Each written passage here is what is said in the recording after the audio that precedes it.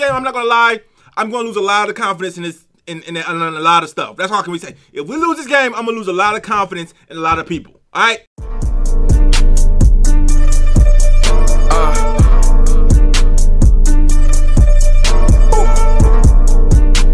Turn up the headphones a little bit. Oh yeah.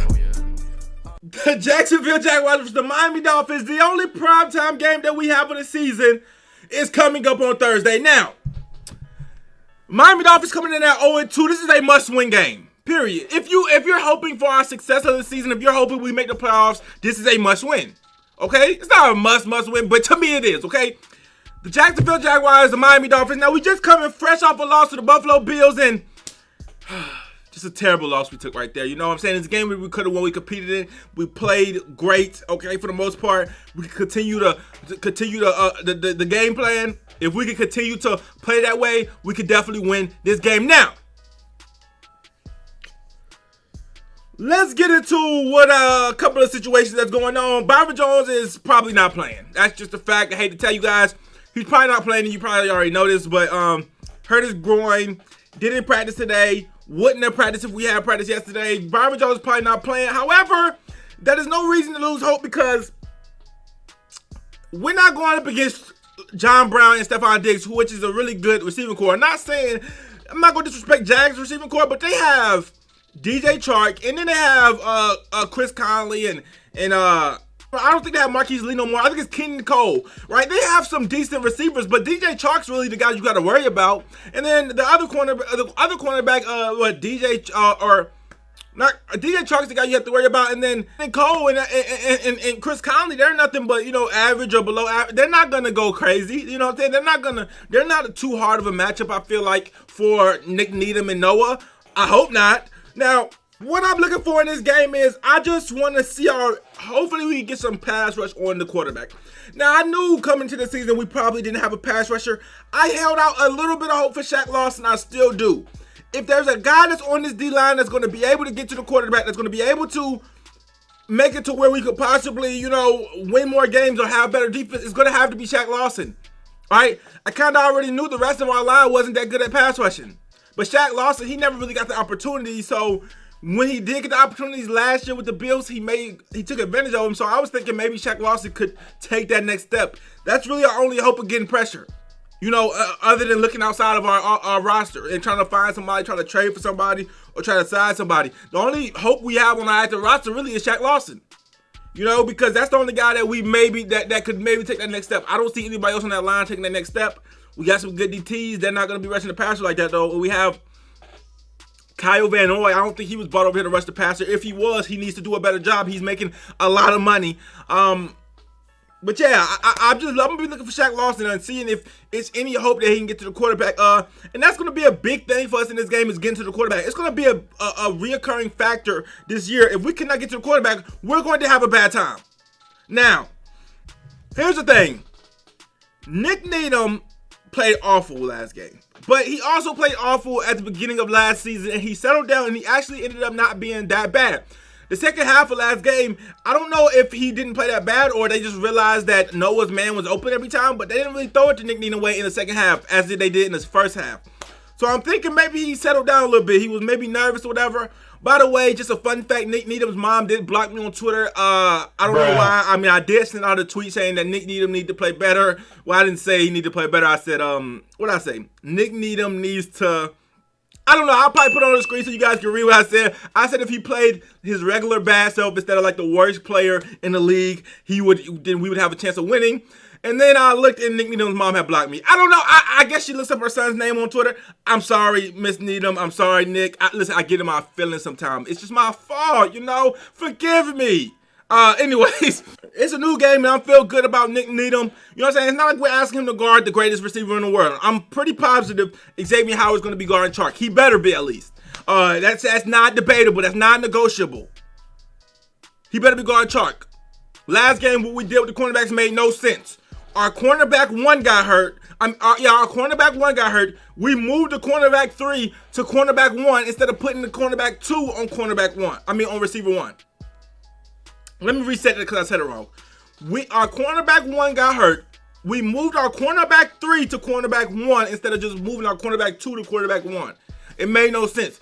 Meanwhile, he's guarding the wide receiver 1 with our cornerback 3, when we should have been guarding the wide receiver 1 with our cornerback 2 and had the cornerback 2 or 3 guarding the wide receiver 2. Okay? Y'all get what I'm saying. It's confusing, but y'all get what I'm saying. Okay? We shouldn't have did what we did. But anyways, this game, I don't know how we're going to do it. If Nick Neal's going to be in the slot or on the boundary, I don't know how we're going to have that, but I think they should be able to handle Keenan Cole and Chris Conley. I think they should be able to. Okay, now DJ Chark is a challenge that I think Xavier Howard, as making all the money he making, should be able to handle. Now, getting into the specifics of the game, offensive-wise, we have the Miami Dolphins. Ryan Fitzpatrick starting again against the Jacksonville Jags defense. That's not that impressive. They let Tannehill and the Titans score 30 on them last game. They're not that impressive. This is a team that a lot of people thought were tanking. They're 1-1.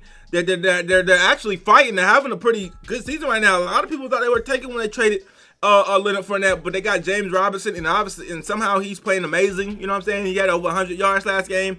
He's playing great, excellent. You know what I'm saying?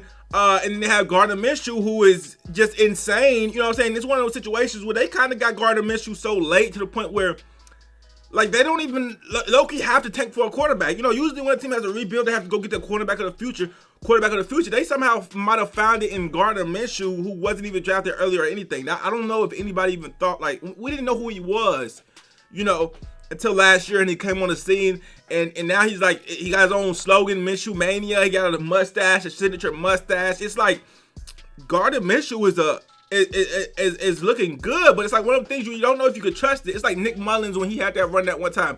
You don't know if you could trust it, but then, you know, Jazz gave him another year, and he's looking pretty good. You know what I'm saying? So he could be that quarterback of the future, so he's looking pretty good, but we gotta do a good job of stopping Gardner Minshew. And honestly, at the end of the day, as good as Gardner Minshew is playing right now, if we can't stop Gardner Minshew, then yeah, we don't need to make the playoffs, okay? So we need to be able to stop Gardner Minshew and DJ Chark combination. We gotta obviously be able to stop the run. In my opinion, we still have not proven that we can stop anything on the defensive side of the ball, because last game we got passed all over. But that doesn't mean we stopped the run, because the Bills barely ran. We never stopped the run truly. We stopped it on some plays, but for the most part, if you look at the yards per attempt, they probably could have ran the ball. They just didn't, you know? They just didn't. So the first game, we couldn't stop the run at all. The second game, we stopped the run a little better, but we still didn't stop it all the way. And then we gave up so much pass yards. It's like, can we stop anything on defense? So this third game, I'm going to be looking at, can we stop anything? You know? Because the first game, we didn't even make them pass, so we don't even know if we could stop the pass. The second game, they passed, and they fucked us up, but Byron Jones got hurt. So the third game, let's see if they can still pass. Let's see. You know, Brian Flores acknowledged that we need to get more pressure on the quarterback, which is facts. And so let's see what happens. This was a major concern to me, this quarterback situation. Getting pressure on quarterback situation was a major concern for me, but a lot of people said, Brian Flores, he knows how to scheme it up. Okay. You know, I let it slide. Okay, he knows how to scheme up pressure. I guess we don't need no good pass rushers. And right now, it's looking like, yeah, we need a pass rusher. Okay, like I said. And I always say this: people think that the coaching out, and it's been like this since the Gates days. People always have this idea that coaching can just outdo having good players because they feel like the Patriots do it, and it just doesn't, bro. It just doesn't. You know, at the end of the day, talent matters a lot. I'm not gonna say coach don't matter. I'm not trying to downplay but at the end of the day, you can't turn something into what it's not. Like you could improve players. Don't get it wrong, but you're not gonna make somebody that's not a good pass rusher, an amazing pass rusher. Majority of the time, you gotta be really special. But on the defensive side of the ball, this is not the old Jags defense to be scared of. You know, this is not the Jags defense to be terrified of. There's no Calais Campbell. There's no Jalen Ramsey. There's no AJ Boye. There's no Telvin Smith. There's no Paul Punzlunsky or whatever his name is. Like I'm just thinking about some of the old Jags players that, you know, that you have to watch out for. On their defense now, they still have, you know, Miles Jack. Or what's this cornerback, C.J. Henderson, I think his name is, who they just drafted from Florida. They still got some, you know, young talent. They're like a rebuilding defense. If the Jags whole roster is like a young rebuilding roster. If their roster in the first year they rebuild whoops our roster in our second year of our rebuild, that's the issue.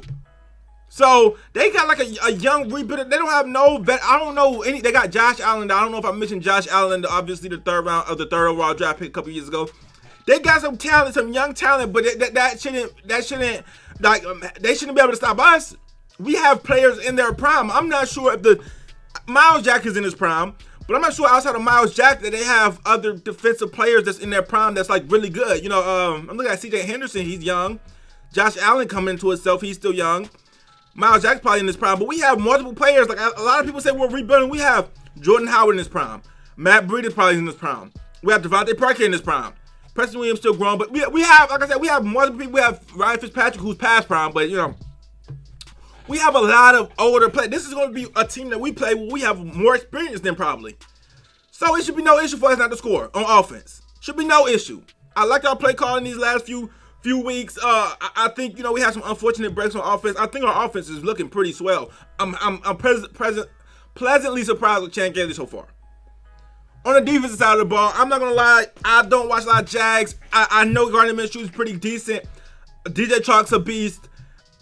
James Robinson's looking good these first two games, but we're gonna have to like look at the names I'm saying. Young people, a lot of young people. I don't even know who the vets on the team are. This is a rebuilding team like us.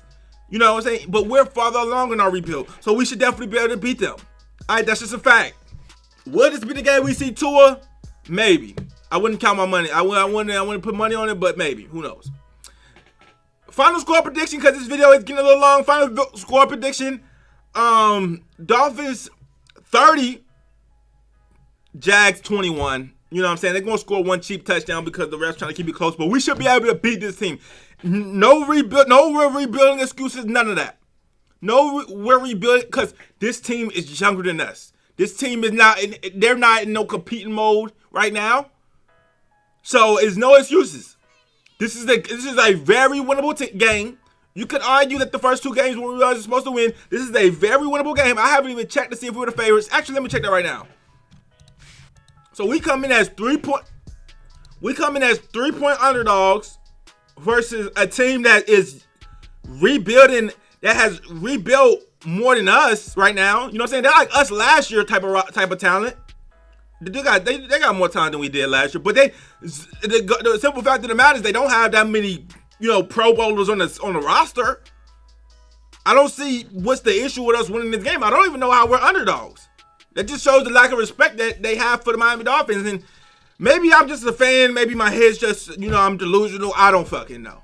All right. But from my perspective, we're a better team on paper. We should be able to beat them. Simple. The key to this game is going to be, can we get to the quarterback? The other key to this game is going to be how Fitzpatrick plays, because you never know when he might snap into it.